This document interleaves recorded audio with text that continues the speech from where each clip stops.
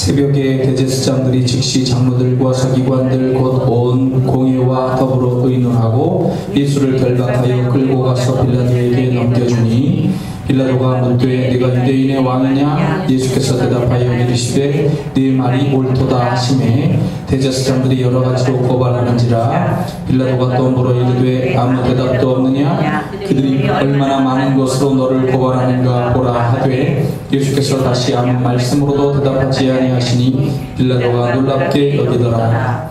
명절이 되면 백성들이 요구하는 대로 죄수 한 사람을 놓아주는 전례가 있더니 밀란을 꾸미고 그 밀란 중에 살인하고 체포된 자 중에 바라바라 하는 자가 있는지라. 우리가 나아가서 전례대로 하여 주기를 요구하는데 빌라도가 대답하여 이르되 너희는 내가 유대인의 왕을 너희에게 놓아주기를 원하느냐 하니 이는 그가 대제사장들이 시기로 예수를 넘겨준 줄 알미로라. 그러나 대제사장들이 무리를 충동하여 도리어 바라바를 놓아달라 하게 하니 빌라도가 또 대답하여 이르되 그러면 너희가 유대인의 왕이라 하는 일을 내가 어떻게 하랴. 그들이 다시 소리를 지르되 그를 십자가에 못 박게 하소서. 빌라도가 이르되 어찌 미냐 무슨 악한 일을 하였느냐 하니 더욱 소리 지르되 십자가에 못 박게 하소서 하는지라. 빌라도가 우리에게 만족을 주고자 하여 바라바는 놓아주고 예수는 채찍질하고 십자가에 못 박히게 넘겨주니라. 예, 말씀이니까 아멘 하지만 사실 내용상으로는 오마이갓 어떡하지? 이런 말로 사실은 해야 됩니다. 오늘 말씀 제목은 내가 어떻게 하랴. 빌라도에게 포인트를 두고서 오늘은 말씀을 드리도록 하겠습니다. 자, 죄송합니다. 마가복음 14장에 지난주에 봤었던 말씀 중에 예수님이 침묵하고 아무 대답도 아니하셨어요. 대제사장, 이 가야바 대제사장이 다시 물어서 얘기합니다. 네가 찬송받을 이 아들 그리스도냐? 예수께서 내가 그니라. 인자가 권능자의 우편에 앉은 것과 하늘 구름을 타고 오는 것을 너희가 보리라 하시니 대제사장이 자기 옷을 찢으며 이르되 우리가 어찌 더 증인을 요구하리요? 그 신성모독하는 말을 너희가 들었도다. 신성모독죄를 적용시키고 있습니다. 증거가 많이 나타났었지만 다 무시를 하고 있는 거고요. 자, 너희는 어떻게 생각하느냐 하니 그들이 다 예수를 사형에 해당한 자로 정죄하고 어떤 사람은 그에게 침을 뱉으며 그의 얼굴을 가리고 주먹으로 치며 이르되 선지자 노릇을 하라 하고 하인들은 손바닥으로 치더라. 자, 이런 죄 모욕이 시작됐습니다. 자, 대제사장 가야바의 집에서 불법 재판을 지금 밤에 행하고 있습니다. 이 산헤드린 공회가 예수님을 신성 모독으로 몰았고 사형에 해당하다고 결론을 내렸습니다. 이 과정에서 수제자 베드로는 예수님을 3번 부인했다가 밖으로 나와서 통곡했다고 얘기가 전해지고 있죠. 자, 그런데 이제 드디어 하루가 지나면서 금요일 새벽이 됐어요. 로마인들은 관례상 해 뜨는 시간에 즈음하여서 재판을 시작했다고 합니다. 그래서 이 시간에 맞춰서 산헤드린 공회에는 빌라도 총독에게 예수를 넘겨주려고 생각보다 일찍 서둘러서 지금 움직이고 있습니다. 지금 로마가 세계를 다스리고 있고 이스라엘은 속국으로 있습니다. 그래서 어떤 사람을 사형시키려고 하면 그 사형 권한이 없어요. 사형을 시키려면 로마의 허락을 받아야 합니다. 그래서 특히 이 지역을 다스리고 있는 로마 총독의 허가를 받기 위해서 지금 가는데 결박하여 갔다고 그랬습니다. 빌라도 총독에게. 빌라도는 AD 26년에 그 로마의 황제 디베리오, 성경에는 디베리오로 되어 있고 원래 이제 디베리우스입니다. 디베리우스 황제에게 이제 그 임명이 됐어요. 그리고 36년까지 약 11년 정도를 유대 총독으로 있었습니다.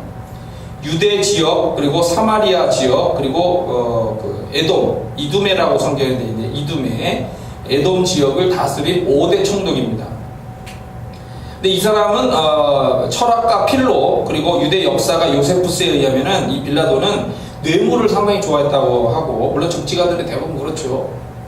난폭하고 강탈을 일삼고 학대하고 누리하고 재판도 하지 않고 처형을 하는 등 잔인한 사람이었다라고 이렇게 적고 있습니다.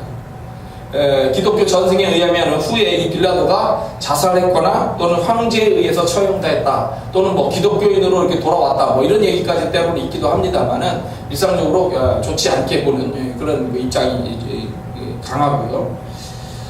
로마 총독인 이 빌라도는 로마의 중앙정부에 있는 황제 가이사라고 하는데 이 가이사의 허락을 받지 않더라도 자기 구역 안에 있는 식민지 백성의 생명을 좌지우지할 수 있는 권한을 가지고 있어요. 그래서 대제사장과 이 사내들인 공회가 빌라도에게 예수님을 끌고 가서 사형에 해당하다고 주장을 피고 있는 것입니다. 그런데 이제 놀라운 것은 뭐냐면 빌라도 앞에서 예수님의 죄목을 신성모독이다라고 할 수가 없어요. 그건 종교적 문제이기 때문에. 그래서 예수님을 신성모독이라고 하는 종교적인 죄목으로서 말을 하는 것이 아니라 예수는 로마를 대상으로 하는 반란자다, 대역 죄인이다 라고 이렇게 몰고 가야 되는 겁니다. 그래서 여러 가지 이제 증거를 대면서 얘기를 하는데 그 얘기를 쭉 듣고 상황을 판단한 이 빌라도 총독의 시각에서는 이것은 아무리 봐도 종교적 문제지 정치적 문제가 아니다 라고 이렇게 생각이 드는 겁니다. 마가복음에 보면은 빌라도에게 가서 예수님에 대하여 판결을 하고 그냥 끝나는 것으로 되어 있습니다. 우리가 읽은 지금 말씀은. 근데 누가복음에 보면 요 잠시에 헤롯이 등장을 해요. 헤롯 왕이 등장합니다. 누가복음 23장에 보니까 우리가 일어나서 예수를 빌라도에게 끌고 가서 고발하여 이르되 우리가 이 사람을 보매 우리 백성을 미혹하고 가이사에게 세금 바치는 것을 금하며 자칭 왕 그리스도라 하더이다. 빌라도가 예수께 물어 이르되 네가 유대인의 왕이냐? 네 말이 옳다. 예수님이 대답합니다. 빌라도가 대제사장들과 무리에게 이르되 내가 보니 이 사람에게는 죄가 없도다. 유대인의 왕이라는 그 자체가 이게 종교적인 의미를 가지고 있다라고 지금 판단을 한 겁니다. 이제 그 내면적인 것이 있겠죠. 이따가도 또 말씀드리겠습니다. 죄가 없다라고 얘기를 하니까 무리가 더욱 강하게 말하되 그가 온 유대에서 가르치고 갈릴리에서부터 시작하여 여기까지 와서 백성을 소동하게 하나이다.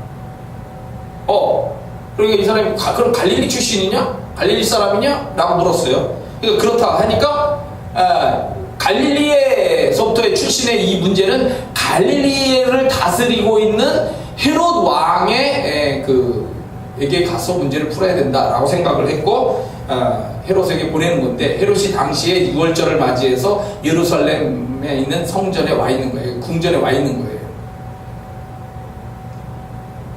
그러니까 빌라도 총독은 아무리 봐도 백성을 미혹했다, 가이사에게 세금을 바치는 것을 금했다, 자칭 왕 그리스도다라고 하는 이 내용 자체가 이게 종교적 문제라고 밖에는 보여지지 않는다라고 판단이 들더라는 거예요. 그게 죄가 없다. 근데 출신지가 갈릴리다라고 하는 것을 빌미로 해서 귀찮은 듯이 분봉왕 헤롯 안디파스에게 넘기고 있는 거예요. 헤롯 안디파스는 갈릴리 지역 그리고 요단강 우측인 베레아 지방을 다스리던 분봉왕이었습니다. 근데 6월절 절기를 맞아서 지금 예루살렘에 와 있는데 헤롯에게 가니까 헤롯은 이제 예수님을 만나고 싶어 했어요. 성경에 보니까 예수님 만나고 싶어 해가지고 뭔가 기적을 이제 일으킨다거나 무슨 좋은 얘기를 해준다거나 이런 거를 기대하고서 뭘 물었는데 대답을 안 하시는 거예요. 그러니까 헤롯이 예수님을 업신여기면서 희롱하고 빛난 옷을 입혀서 빌라도에게 다시 보냈다라고 말씀이 나오고 있습니다. 근데 헤롯도 느끼는 거예요. 이 사람들이 와서 자기에게 재판의 문제를 가지고 얘기를 하고 있지만 이것은 죄가 없는 종교적인 문제다라고 판단을 한 겁니다. 그런데 자기가 책임을 지기가 싫은 거죠. 그러니까 또 책임을 회피하기 위해서 빌라도 총독에게 다시 보내서 이 문제를 풀려고 하는 거예요. 제가 지도를 하나 이렇게 말씀을 드리면은 자 지금 이쪽에 성전이 있습니다. 성전이 있고 성전의 서쪽 아래 맨 좀 아래쪽에 대제사장 가야바의 집이 있습니다. 그 위쪽에 헤롯의 궁전이 있고요. 그리고 이쪽에 지금 성전이 있고 성전 위쪽에 총독이 머무는 안토니아 요새가 약간 높은 지역으로 50m 이상 높은 지역에서 이 성전 아래쪽을 다 바라볼 수 있도록 이렇게 요새가 있습니다. 그리고 요 중간에 이제 모이는 원래 사내들인 같은 것들이 모이는 이런 회랑이 크게 이제 있고 그리고 회랑 위쪽에 골고다가 있습니다. 안토니오 요새 성전, 회랑, 골고다, 그리고 헤롯 궁전, 그리고 대제사장의 가야바의 집 이렇게 이제 있는 거죠. 그러니까 이제 가야바의 집에서 대제사장 집에서 이렇게 총독에게 가니까 안토니아 요새로 데리고 갔다가 또 서쪽에 있는 헤롯의 궁전으로 갔다가 다시 총독이 있는 안토니아 요새로 이렇게 이동을 하는 시간들이 필요한 거죠. 계속 결박을 해서 끌고 다녔습니다. 원래 결박을 하고 다니는 것은 지금 극형을 언도받은 원래 중재인들에게 이렇게 해당하는 문제인데 지금 로마 총독의 판결이 나지 않았지만 사내들인 공회는 예수님을 지금 중재인이다라고 판단을 하고 그렇게 계속해서 지금 결박을 한 상태로 끌고 가고 있는 겁니다. 자, 두 번째로 빌라도에게 또 왔어요. 빌라도가 또 물어요. 근데 아무리 봐도 이 문제는 종교적 문제라는 거예요. 그래서 사형에 처하지 않으려고 이렇게 이제 하는 거죠. 내가 유대인의 왕이냐? 빌라도가 물어요. 묻는 것은 물론 1차적으로는 민족적인 문제고 정치적인 문제처럼 우리가 생각이 될지 모르지만 이것이 시작된 것이 종교기관인 사내들인 공회에서부터 출발한 문제거든요. 유대인의 왕이라는 것이 원래 성경에 나오는 이야기고 기대하는 바고 이게 종교적인 문제라는 말이에요. 그리고 예수님이 말씀하셨어요. 빌라도에게 내 나라는 이 세상에 속한 것이 아니다. 그렇게 얘기하신 예수님의 대답, 그리고 막 그 사람들이 와서 고소하는 내용들에 예수님이 답변할 가치를 느끼지 못하겠다고 침묵을 지키고 있는 이런 거로 판단했을 때 빌라도는 이것은 종교적 문제지 죽을 일도 아니다 라고 판단하고 있는 거죠. 누가복음 23장 빌라도가 대제사장들과 관리들과 백성을 불러 모으고 이르되 너희가 이 사람이 백성을 미혹하는 자라 하여 내게 끌고 왔도다. 보라, 내가 너희 앞에서 신문하였으되 너희가 고발하는 일에 대하여 이 사람에게서 죄를 찾지 못하였고 헤롯이 또한 그렇게 신문을 해봤지만 그를 우리에게 도로 보내었다. 아무 죄가 없다고. 보라, 또 보라야. 보라, 그가 행한 일에는 죽일 일이 없느니라. 그러므로 때려서 놓겠노라. 태형 정도 때리는 것으로만 해서 재판을 끝내겠다라고 판단을 내리는 거예요.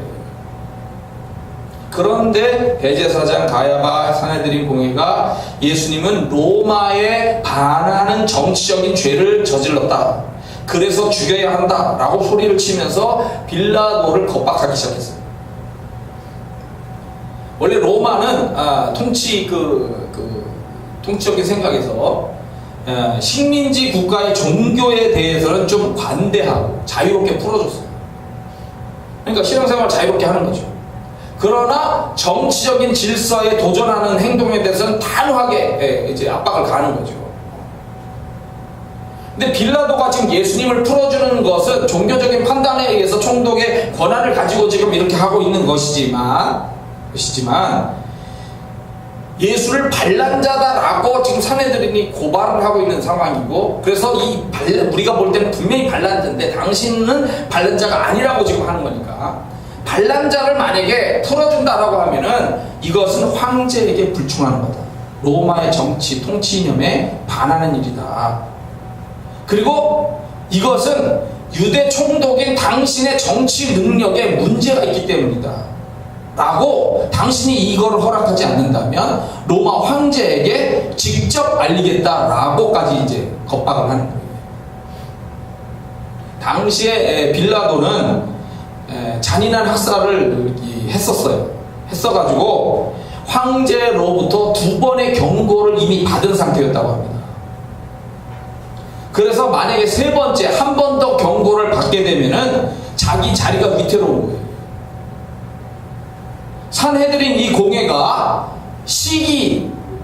이 마음으로 시기로 예수님을 지금 죽이려 한다는 것을 알게 됐어요. 알고 있어요. 그런데 이 사람들을 만족해 하고 회유해서 자신의 위치를 유지하려고 생각이 들게 되는 거죠.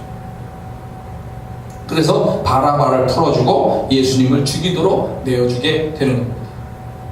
자, 바라바는 누구냐면 아빠의 아들, 그 이름 뜻이 아빠 또는 라빠의 아들이라고 하고, 그 뜻의 더 정확한 의미는 아버지의 아들이라는 그런 그 뜻을 가지고 있습니다. 로마의 항거에서 혁명을 일으키는 민족주의자, 또 열혈당, 열심당이라고 하는데 열혈당의 일원으로 추정되는 사람인데, 보통 이제 그 일반적으로는 우리가 이제 로마 시대이기 때문에 민중선동가, 강도, 살인자 이렇게 이제 표현하고 있지만, 유대인들의 입장에서는 애국영이죠. 애국적인 영. 우리 애국투사 그런 거 개념으로 생각하게 되는 거예요. 이 순간 빌라도가 단호하게 정의를 수호하려는 책임자가 돼서 내가 볼 때는 죄가 없다, 태형 정도로 해서 끝내겠다라고 딱 결론을 내렸어야 돼요. 그런데 이렇게 하면서 그 사람들의 반응을 보면서 눈치를 보는 거죠. 내가 어떻게 하랴? 내가 어떻게 하면 좋겠냐? 라고 왜 물어요? 아니, 여러분, 그 판사들이 말이죠. 재판을 할 적에, 재판을 할 때 이러한 하니까 당신은 이렇게 벌을 내리겠어. 또는 무죄요. 라고 어떤 딱 이렇게 판결하지. 이렇게 재판을 막 하다가 여러분은 어떻게 생각하시오? 만약에 재판장이 그랬다고 생각해 보세요. 웃기지 않습니까? 질문을 할 필요가 없는 거예요. 질문. 왜냐면 난 판결자이기 때문에. 사람들이 어떻게 반응하는지 어떻게 생각하는지 그게 중요한 게 아니고 내가 판단해서 그냥 결론을 내려버려야 되는 거예요. 여러분은 어떻게 생각하시오? 라고 물으면 안 되는데 내가 어떻게 해줬으면 좋겠냐? 너희들의 생각은 어떠냐? 이걸 왜 묻느냐고요. 결국은 물으면서 뭐냐면 책임 회피를 하려고 하는 거예요. 직무유기 발언을 하는 겁니다. 자기는 이 정치적인 그 판결대로 그대로 해야 될 유대 총독이에요. 근데 그거를 안 하고 사람들의 반응을 보고 이렇게 직무유기 책임 회피로서 발언을 하게 됐고, 그리고 대야를 가져와서 이제 손을 씻으면서 나는 죄가 없다, 그러면서 얘기를 하고 있지만 그의 죄는 씻을 수 없는 사악한 죄를 지은 것이 되고 말았다는 거죠. 자, 오늘 여기서 세 가지 말씀을 드리겠습니다. 첫 번째, 빌라도가 계산하는 이득 문제입니다. 자, 정치를 하는 사람들이 항상 읽어봐야 될 책으로 정치의 고전, 정치의 원전 이라고 얘기하는 것이 마키아벨리가 쓴 군주론이라고 하는 책입니다. 1532년도에 이렇게 나온 책인데, 마키아벨리의 군주론. 그런데 이 마키아벨리의 군주론에서 이야기하는 그 중요한 것은 뭐냐면, 정치를 하려면 목적을 위해서 수단과 방법을 가리지 않아야 된다는 거예요. 정치의 논리라고 하는 게 그렇다는 거예요. 목적을 위해서는 수단과 방법을 가리지 않고 겉모술수를 다 해가면서 그 목적을 이루어야 된다는 거예요. 그래서 이 군주론을 가리켜서 악마의 책이다, 이렇게 교회 입장에서는 그렇게 얘기를 했었고, 이 마키아벨리 저자는 악마의 대변자다라고까지 이렇게 불렀어요. 그런데 그게 정치라는 거야. 정치라고 하는 것을 우리가 어떤 정의를 기대하고 말이죠. 정의를 기대하고 정말 올바르게 비전을 제시해서 뭔가 새롭게 되는 이런 거를 기대를 하지만, 사실 정치는 내면 속에 이미 썩어 있는 상태라는 거야.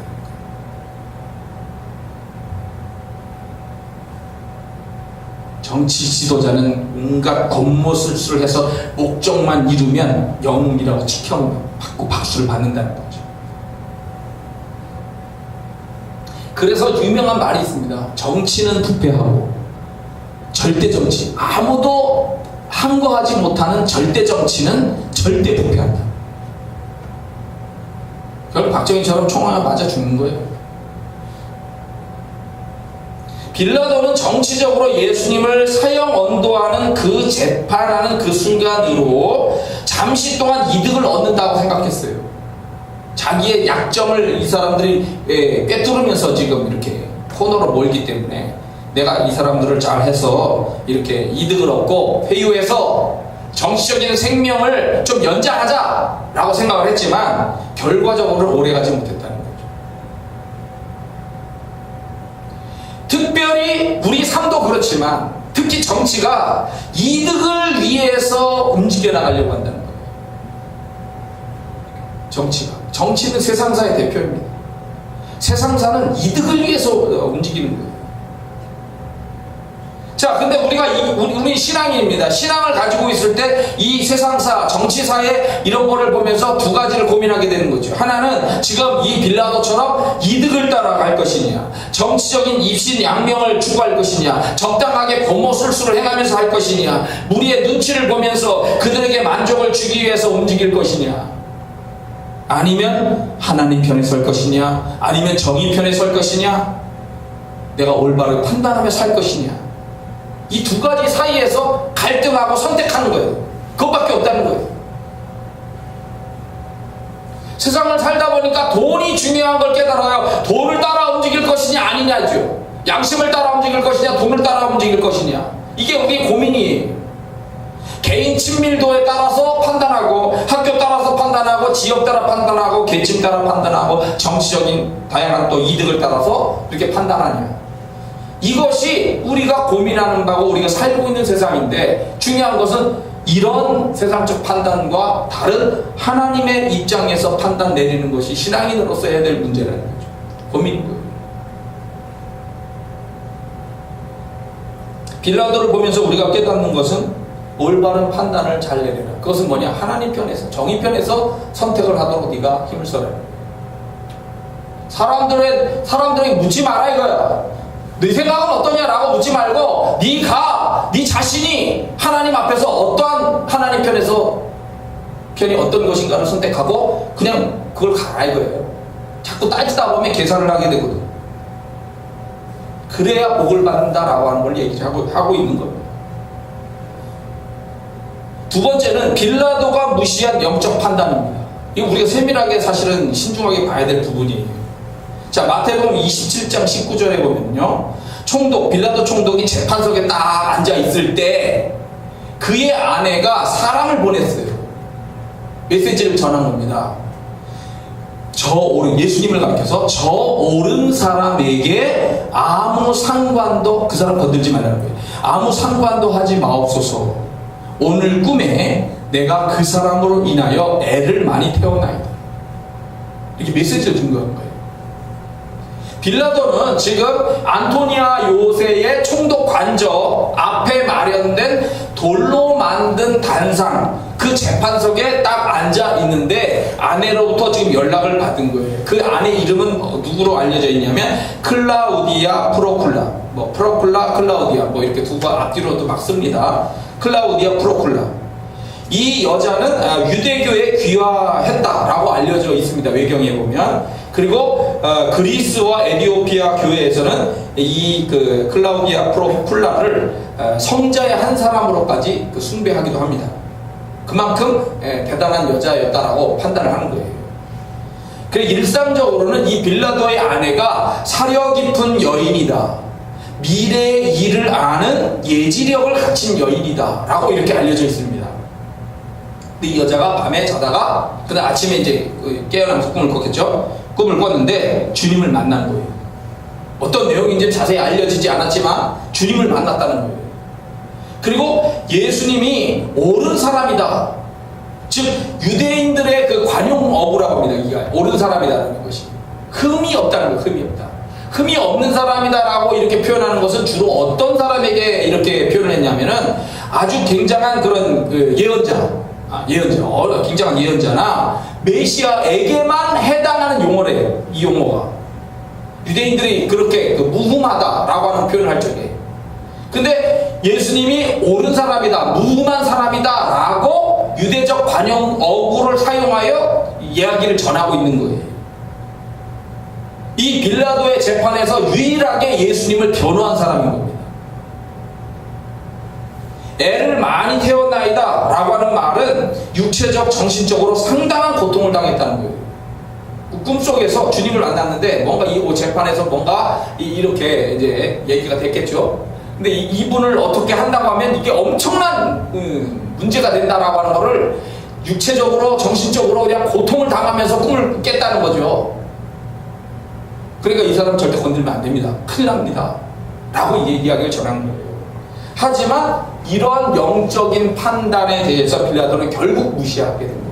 왜? 자기 이득과 이런 정치적인 생명 연장에 대한 걸 생각하면서 말이죠. 하나님은 때때로 우리에게 은혜로운 판단을 내릴 수 있도록 사람들의 소리를 듣게 하시는 거예요. 하나님이 직접 우리에게 해주실 수도 있고 여러 사람들을 통해서 우리에게 깨달음을 주실 수가 있어요. 근데 우리가 교만하고 다른 사람을 무시하고 자꾸 살게 되면은 그 소리가 들리지가 않는 겁니다. 귀를 열어야 돼요. 마음을 열어야 됩니다. 자세를 낮춰야 됩니다. 머리를 낮추고 자세를 낮추고 겸손히 듣는 마음이 있어야 때로는 하나님으로부터 직접 들을 수도 있는 거지만 어떤 사람들을 통해서 하물며 내 아이를 통해서도 소리를 들을 수가 있어요. 그 마음을 기도하면서 열어놔야 된다는 거예요. 마음을 열어놔야 그 미래에 대한 예지를 가지고 있는 그 소리가 내게 들렸을 때 그것에 대해서 올바르게 반응을 할 수가 있다는 거예요. 그렇지 않고 교만하고 마음 닫아놓고 귀 닫아놓고 이렇게 하게 되면 자세가 교만하면 무시를 그냥 하버리는 거죠. 빌라도는 그 여인하고 이게 아주 귀하게 하여튼 얻었어요. 역사적인 배경 여러 가지 다 있으면 하여튼 귀하게 얻게 됐었는데 황제하고 연관된 여인입니다. 집안이. 근데 하여튼 귀하게 얻었는데 이 여인의 말을 들었어야 되는 거죠. 하물며. 근데 그것도 안 들은 거예요. 자, 세 번째, 잘못된 죄값의 문제입니다.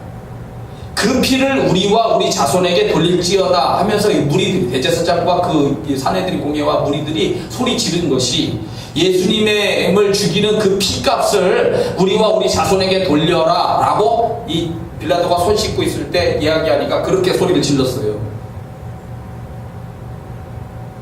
빌라도는 손을 씻으면서 나는 이 사람의 피에 대하여 무지하니 너희가 당하라 라고 이렇게 말을 했어요. 말을 던지니까 백성들이 다 소리를 지른 게 바로 이렇게 얘기한 겁니다.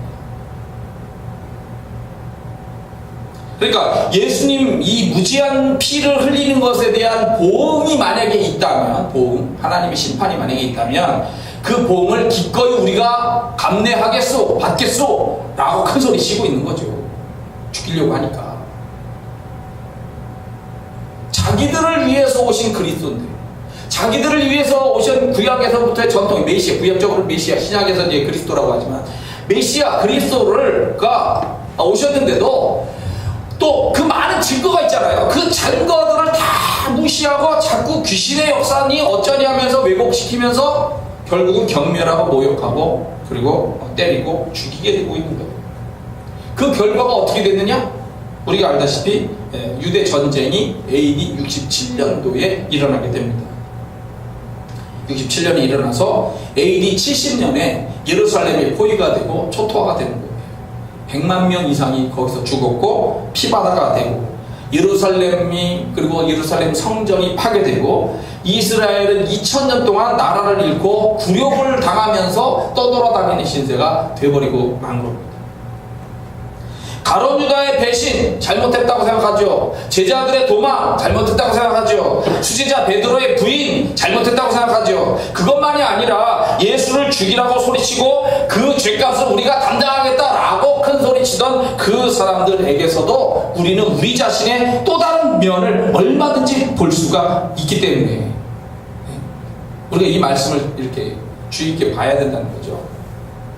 우리는 살면서 하나님을 때로는 공격하는 거죠. 하나님을 무시합니다. 하나님을 아프게 합니다. 그 소리를 들으려고 하지 않아요. 배반합니다. 부인합니다. 죽이는 그런 죄악까지도 때로는 저지르며 살고 있는 거예요.